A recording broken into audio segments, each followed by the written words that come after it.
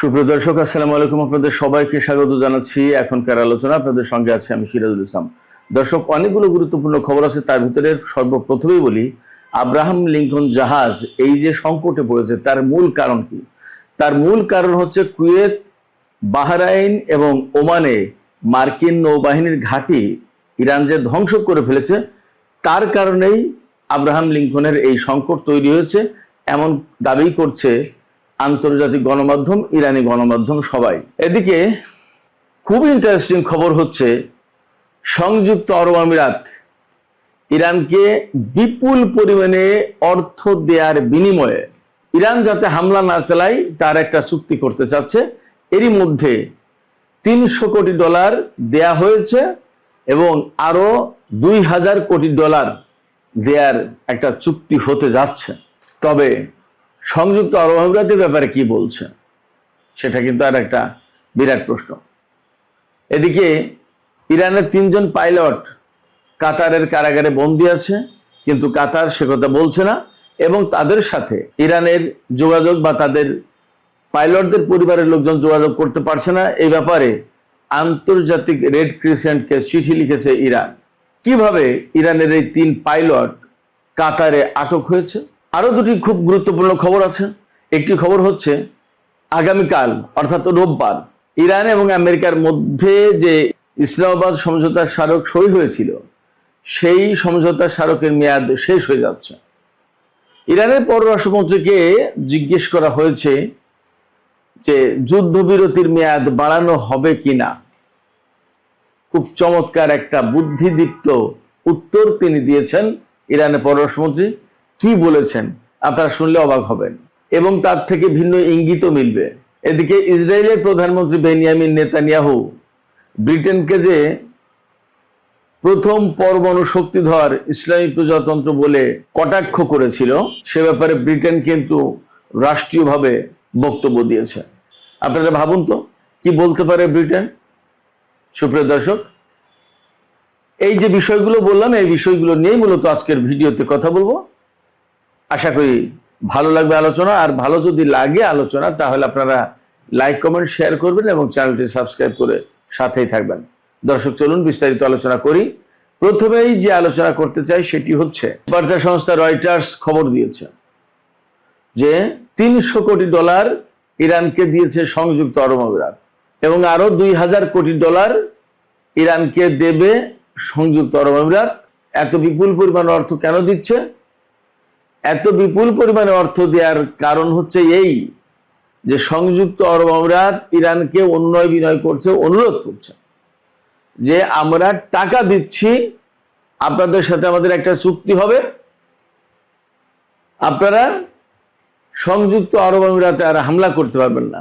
শুধু তাই না, এটা ঘনিষ্ঠতার জন্য, সম্পর্ক বৃদ্ধির জন্য দ্বিপক্ষীয় এমন একটা চুক্তি হবে যার আওতায় দুই দেশ গোয়েন্দা তথ্য বিনিময় করবে, তারপরে আঞ্চলিক সহযোগিতা থেকে শুরু করে অনেক ব্যাপার স্যাপার আছে। এটার সেই খবর দিচ্ছে 4টি সূত্রের বরাত দিয়ে আরো $2000 কোটি দেবে।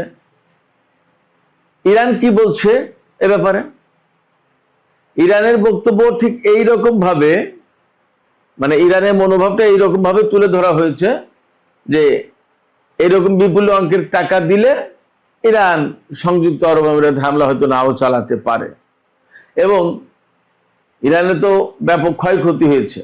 এই ক্ষয়ক্ষতির একটা অংশ যদি এইসব জায়গা থেকে উঠে আসে তাহলে মন্দ কি? হলোই তো, প্রতিবেশী দেশই তো।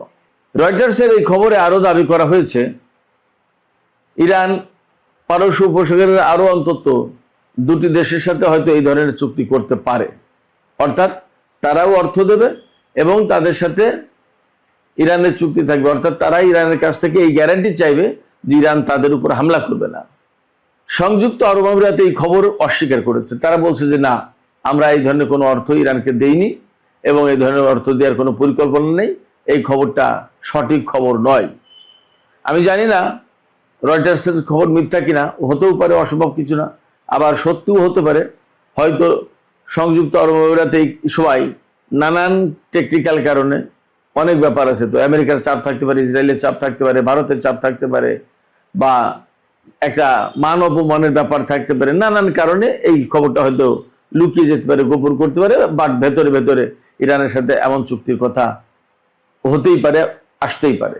আমি আরো 2-3 দিন আগে এই বিষয়ে একটা ইনফরমেশন পেয়েছিলাম, কিন্তু তখনও কোনো কংক্রিট আলোচনা ছিল না বলে, মেইন স্ট্রিম গণমাধ্যমে ছিল না বলে আমি আলোচনাটা তুলিনি। কিন্তু আজকে খবরটা তুললাম এই কারণে, যেহেতু রয়টার্সে এই খবর প্রকাশ হয়েছে। এবং শুধু সংযুক্ত আরব আমিরাতের কথা না, আরো 2টি দেশের সাথে নাকি ইরানের এই রকম আলোচনা চলছে। এই জন্য আমি খবরটা আজকে ফ্ল্যাশ করলাম। তো এই যে সংযুক্ত আরব আমিরাত ইরানের সাথে চুক্তি করছে, অর্থ দিচ্ছে এবং আরো অর্থ দেবে, বা আরো 2টি দেশ ইরানের সাথে এই ধরনের চুক্তি করবে, তারা কেন চুক্তিটা করছে? এটা হলো একটা বেসিক কোশ্চেন। এটা শুধুমাত্র এই কারণে, আর কিচ্ছু না, শুধুমাত্র এই কারণে ইরান তার সামরিক সক্ষমতা দিয়ে আমেরিকা এবং ইসরায়েলকে মধ্যপ্রাচ্যে মারাত্মক রকমের কোণঠাসা করে ফেলেছে। শুধু কোণঠাসা না, আসলে মধ্যপ্রাচ্যে আমেরিকার ঘাঁটিগুলো এত ভয়াবহভাবে ক্ষতিগ্রস্ত হয়েছে। এই সমস্ত দেশ চোখের সামনে দেখেছে যে আমেরিকার কি বিশাল বিশাল অট্টালিকা, প্রাসাদ, বিশাল বিশাল সামরিক ঘাঁটি, নৌবাহিনীর ঘাঁটি, তাদের গুরুত্বপূর্ণ বিমান, ক্ষেপণাস্ত্র প্রতিরক্ষা, এগুলো চোখের সামনে ধ্বংস হয়ে গেছে। এই সমস্ত দেশের রাজা মহারাজারা দেখেছে নিজেরা চোখের সামনে। দেখার পরে এখন তাদের হয়তো একটা হুঁশ হচ্ছে যে ইরান আসলে মধ্যপ্রাচ্যে কি করতে পারে আর কি করেছে। তারা তো 1 দফা 2 দফা দেখেনি, কয়েক দফায় দেখলো। কিরকম? এই যে 28 ফেব্রুয়ারি যে যুদ্ধ শুরু হলো, সেই যুদ্ধ কিন্তু একটানা 40 দিন চলেছে। সেই সময় ইরানের পাল্টা প্রতিরোধ দেখেছে। এরপরে কিছুদিন যুদ্ধবিরতি থাকলো, আবার আমেরিকা ইরানের উপর হামলা চালালো এবং সেখানে 13-14 দিন টানা যুদ্ধ হলো। এবং এই 13-14 দিনের যুদ্ধে ইরান মারাত্মক রকমের ক্ষতিগ্রস্ত করে দিয়েছে আমেরিকাকে। মধ্যপ্রাচ্যের প্রত্যেকটা ঘাঁটি ভয়ঙ্করভাবে ক্ষতিগ্রস্ত করে দিয়েছে। একেবারে বেছে বেছে চিহ্নিত করে টার্গেটে হামলা চালিয়েছে ইরান। এই ঘটনাগুলো মধ্যপ্রাচ্যের যারা রাজা বাদশাহ শাসক, তারা তো দেখেছে, তারা জানে তাদের অবস্থা কি। এবং শুধু তাই না, ইরান যেখানে ঘোষণা দিয়েছে সেখানে হামলা করেছে এবং সাকসেস। আরব আমিরাতে দুবাই বিমানবন্দরে, তাদের তেল স্থাপনায়, রিফাইনারিতে, অস্ত্র গুদামে, সামরিক ঘাঁটিতে, যেখানে বলেছে সেখানে হামলা চালিয়েছে এবং ভয়াবহ ক্ষতির মুখে পড়েছে। শুধু তাই না, মার্কিন প্রেসিডেন্ট ডোনাল্ড ট্রাম্প ইরানকে কয়েকবার মুছে দিতে চেয়েছে মানচিত্র থেকে। ইরানের সমস্ত ইনফ্রাস্ট্রাকচার সব ধ্বংস করে একদম পাথরের যুগে, প্রস্তর যুগে পাঠিয়ে দেওয়ার কথা বলেছে। কিন্তু একবারও সেই ধরনের হামলা করতে পারেনি বা হামলা চালায়নি। ইরানও বলেছিল কি, এই ধরনের যদি হামলা হয় ইরানের উপরে, ইরান মধ্যপ্রাচ্যের কোনো স্থাপনা, তেল ক্ষেত্র, গ্যাস ক্ষেত্র এবং বিমানবন্দর আস্ত রাখবে না। আমেরিকা এই ভয়ে হামলা চালায়নি এবং মধ্যপ্রাচ্যের কোনো দেশ আমেরিকাকে ইরানের উপর হামলা চালাতে দেয়নি। তারা জানে যে ইরান এই কাজ করবে।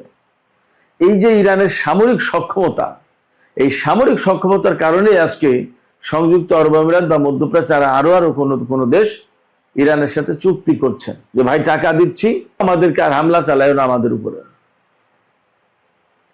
ইরান তো রিসেন্টলি বলেছে, আমি গত পরশুদিন যে প্রথম ভিডিওতে বলেছি, ইরানের সর্বোচ্চ নেতা তিনি ঘোষণা করেছেন এই যে আইআরজিসির বা ইরানের সামরিক কাঠামো পুনর্গঠন করা হলো, 6 জন কমান্ডারকে নতুন করে রিশাফল করে নিয়োগ দেওয়া হলো।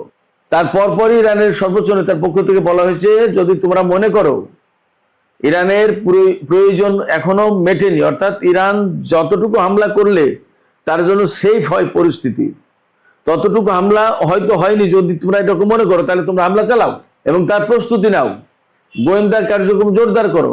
ইরানের সর্বোচ্চ নেতা বলছে, তার মানে মধ্যপ্রাচ্যে ইরানের পক্ষ থেকে হয়তো আর একটা হামলা আসন্ন। নট অনলি দ্যাট, আমি আপনাদেরকে এখানে বলে রাখি, এমন আলামতও পাওয়া যাচ্ছে ইসরায়েলের উপর ইরান ভয়াবহ রকমের ক্ষেপণাস্ত্র হামলা চালাতে পারে, এমন আলামতও পাওয়া যাচ্ছে। আপনারা এরই মধ্যে জেনেছেন হয়তোবা, আজকেই লেবাননে ভয়াবহ হামলা চালিয়েছে ইসরায়েল এবং আজকের এই হামলায় অন্তত 11 জন নিহত হয়েছে, তার ভিতরে 3টি শিশু রয়েছে। বলা হচ্ছে জুনের যুদ্ধবিরতির পরে এই হামলা সবচেয়ে ভয়াবহ বড় হামলা।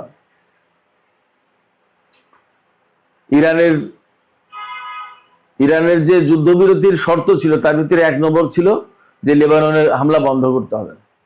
সেই লেবাননে যখন হামলা চলছে, গাজায় যখন হামলা চলছে, তখন ইরান কি একেবারেই চুপ থাকবে? যুদ্ধবিরতি যখন লঙ্ঘন করেইছে, ইসলামাবাদ সমঝোতা স্মারক যখন লঙ্ঘন করেছে আমেরিকা, তখন ইরানের সামনে তার কোনো বাধা নেই।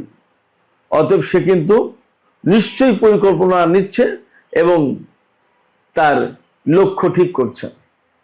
জানা যাচ্ছে যে ইসরায়েলে ব্যাপকভাবে ব্যালিস্টিক ক্ষেপণাস্ত্র দিয়ে হামলা চালাবে ইরান। তো যে কথা বলছিলাম আমি সেখানে ফিরে আসি এবার। তো মধ্যপ্রাচ্যের দেশগুলোতে এইভাবে হামলা চালানোর কারণে এই সমস্ত দেশ এখন নতজানু হয়েছে। এরই ভেতরে খবর পাওয়া যাচ্ছে যে, আমি আজকের দুপুরের ভিডিওতেই বলেছি, আব্রাহাম লিঙ্কন মার্কিন দ্বিতীয় বৃহত্তম বিমানবাহী রণতরী, তাকে ভারত মহাসাগর থেকে সরিয়ে নেওয়া হচ্ছে এবং সেখানে রিপ্লেস করা হচ্ছে জর্জ ওয়াশিংটন বিমানবাহী রণতরীকে। এই যে আব্রাহাম লিঙ্কনে এই সংকট তৈরি হলো, খাবার নেই, দাবার নেই, বাথরুম নেই, সাবান নেই, শাওয়ারগুলো ছত্রাক পড়ে নষ্ট হয়েছে, আরো বাজে বিভিন্ন রকমের অবস্থা। কম পরিস্থিতি তৈরি হলো তো সেখানে মারামারি খুনোখুনি হয়নি। কেন এই অবস্থা তৈরি হয়েছে আব্রাহাম লিঙ্কনের? আব্রাহাম লিঙ্কনের এই অবস্থা তৈরি হওয়ার পেছনে মূল কারণ সেটা হচ্ছে এই, বাহরাইন, কুয়েত এবং ওমানে মার্কিন যে নৌবাহিনীর ঘাঁটি ছিল, সমস্ত ঘাঁটি একেবারে তছনছ করে দিয়েছে ইরান। এবং আপনারা জানেন যে বাহরাইনে ৫ম নৌবহরের ঘাঁটি ছিল, সেই ঘাঁটি একদম যুদ্ধের প্রথম দিন থেকেই হামলার মুখে এবং শেষ পর্যন্ত সবসময় বাহরাইনে হামলা চালিয়েছে ইরান। অনেকে আমার কাছে প্রশ্ন করেছে, ভাই ঘাঁটি তো ধ্বংস করে দিয়েছে, তারপর আবার কি হামলা চালাই? ভাই, একটা ঘাঁটিতে তো আর একটা দুটো বিল্ডিং থাকে না, বহু বিল্ডিং থাকে, বহু কিছু থাকে, সব তো আর একসাথে শেষ হয়ে যায় না। অনেক কিছু তো লোহা লকড়ের অনেক ব্যাপার স্যাপার আছে। সে আবার যুদ্ধবিরতি গেছে মাঝে, অনেকগুলো ঠিকঠাক করার চেষ্টা করেছে, অনেক কিছু। এগুলো একদম মানে ইরান চেয়েছে যে একদম কমপ্লিটলি শেষ হতে, যাতে আর কোনোদিন এটা ব্যবহার করতে না পারে, এইরকম করে। তার মানে একটা ধ্বংসস্তূপ পরিণত করার পরে সেই ধ্বংসস্তূপ ধ্বংস করার চেষ্টা করেছে ইরান।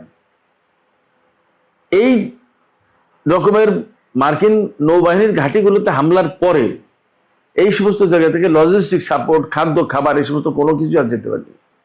এই যে আব্রাহাম লিঙ্কনের যে সমস্ত নাবিকরা, সেই নাবিকরা কয়েক মাস ধরে নাকি দুধের মুখ চোখে দেখে না, অর্থাৎ দুধ খেতে পারেনি।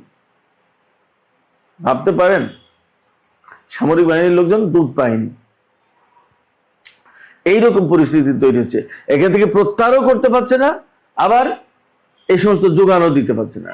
এখন মার্কিন বাহিনীর যা পরিস্থিতি, আমি আপনাদেরকে জানাই, দিয়েগো গার্সিয়া যে সামরিক ঘাঁটি ভারত মহাসাগরে, এই দিয়েগো গার্সিয়া ঘাঁটি থেকে মার্কিন বাহিনীকে এখন লজিস্টিক সাপোর্ট দিতে হবে।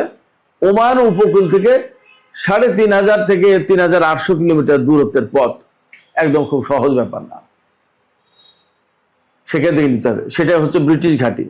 ইরান ব্রিটেনকে বলে রেখেছে, আমেরিকাকে ঘাঁটি মাটি কোনো কিছু দিয়ে সাহায্য সহযোগিতা করলে কিন্তু তারাও টার্গেট হবে। এটা একটা জটিলতা আমেরিকার জন্য। হয়তো পাবে, সেখান থেকে লজিস্টিক সাপোর্ট পাবে, বাট হর হামেশা ওমান থেকে, কাতার থেকে, কুয়েত থেকে, বাহরাইন থেকে যেভাবে পেত, এখন আর সেটা, সেই যুগ শেষ। শুধু তাই না, এরা তো হরমুজ প্রণালী দিয়ে পারস্য উপসাগরে ঢুকতেই পারছে না। যুদ্ধ শুরুর দিন থেকে মার্কিন বাহিনীর যুদ্ধ জাহাজ আর হরমুজ প্রণালী দিয়ে ঢুকতে পারেনি, একদম বন্ধ। আর ইরান যখন হরমুজ প্রণালীকে কন্ট্রোল করা শুরু করেছে, তখন থেকে তো একেবারেই ক্লোজ। সেক্ষেত্রে আমেরিকা ইরানের সাথে যুদ্ধ করতে এসে এই রকমের একটা ভয়াবহ কঠিন পরিস্থিতির মুখে পড়বে, এটা কল্পনাও করতে পারেনি কেউ না। আইআরজিসির প্রধান আজকে তার সেনা সদস্যদের উদ্দেশ্যে লেখা চিঠিতে বলেছেন যে আপনারা বিশ্বের সবচেয়ে বেশি অস্ত্রধারী সামরিক বাহিনীকে নতজানু করতে সক্ষম হয়েছে। আমেরিকা নতজানু হতে, হাঁটু গেড়ে বসতে বাধ্য হয়েছে। বিরাট ব্যাপার। যাই হোক, আমি আর একটা প্রসঙ্গে কথা বলছিলাম শুরুতেই। কাতারে ইরানের ৩ জন পাইলট আটক আছে। কিভাবে কাতারে ৩ পাইলট আটক হলো? যুদ্ধ শুরু হয়েছিল ২৮ ফেব্রুয়ারি। মার্চের ১ তারিখে কুয়েতে হামলা চালিয়েছিল ইরানের বিমান বাহিনী। মার্চের 2 তারিখে কাতারে হামলা চালিয়েছিল ইরানের বিমান বাহিনী, দুটো SU-24 বোমারু বিমান নিয়ে। SU-24 বেশ ভালো বোমারু বিমান, একসময় খুব ভালো কার্যকর ছিল, এখন মডেল পুরনো হয়ে গেছে, বাট বোমারু বিমান হিসেবে বেশ ভালো বিমান।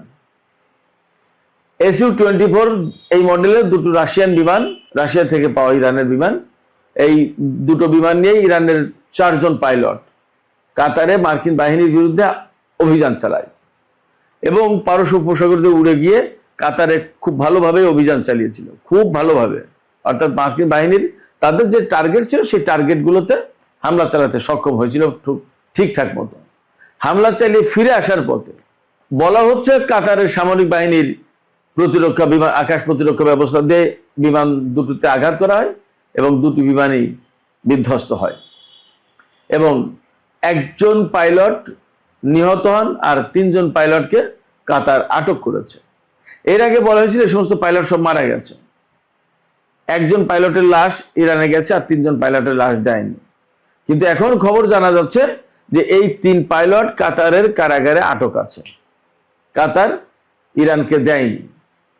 আমি নিশ্চিত কাতারের সাথে ইরানের যে সম্পর্ক তাতে দিয়ে দেওয়ার কথা, এখানে আমেরিকায় হয়তো বাধা দিচ্ছে, যার কারণে কাতার হয়তো ইরানের কাছে হ্যান্ড ওভার করতে পারছে না 3 পাইলটকে।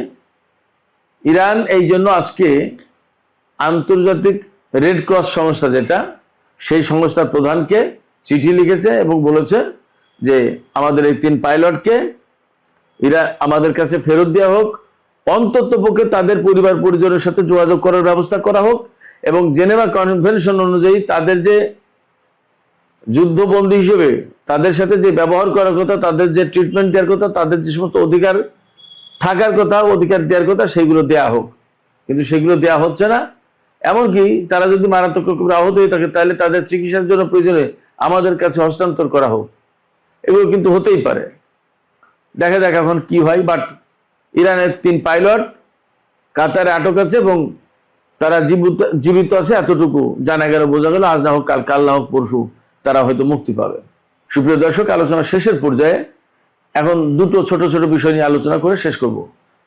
একটা হচ্ছে আব্বাস আরাকচিকে জিজ্ঞেস করা হয়েছে, সাংবাদিকরা জিজ্ঞেস করেছেন যে ইসলামাবাদ সমঝোতার স্মারক সই হয়েছিল 17 জুন, এখন এর মেয়াদ তো শেষ হয়ে যাবে রোববার 16 আগস্ট, 60 দিনের মেয়াদ ছিল, এখন কি যুদ্ধবিরতির মেয়াদ বাড়াবেন? তখন আসলে আব্বাস আরাকচি খুব জিনিয়াস, টপ ডিপ্লোম্যাট ইরানের, তিনি বলেছেন যে এই যে ইসলামাবাদ সমঝোতার স্মারক, এতে তো যুদ্ধবিরতির কথা নেই, এতে ছিল যুদ্ধ অবসানের কথা। এই সমঝোতা স্মারক সই করার মধ্য দিয়ে যুদ্ধের অবসান অর্থাৎ যুদ্ধের সমাপ্তি ঘোষণা করা হয়েছে। তা যুদ্ধের সমাপ্তি যখন ঘোষণা করা হয় তখন তার মেয়াদ বাড়ানোর সুযোগ থাকে কোথায়? এত যুদ্ধবিরতি ছিল না যে আমরা মেয়াদ বাড়াবো, এটা যুদ্ধের অবসান ঘটানোর কথা ছিল। যুদ্ধের অবসান ঘটানোর কথা বলে আমেরিকা আবার যুদ্ধ শুরু করেছে, তার মানে তারা এই সমঝোতা স্মারক লঙ্ঘন করেছে।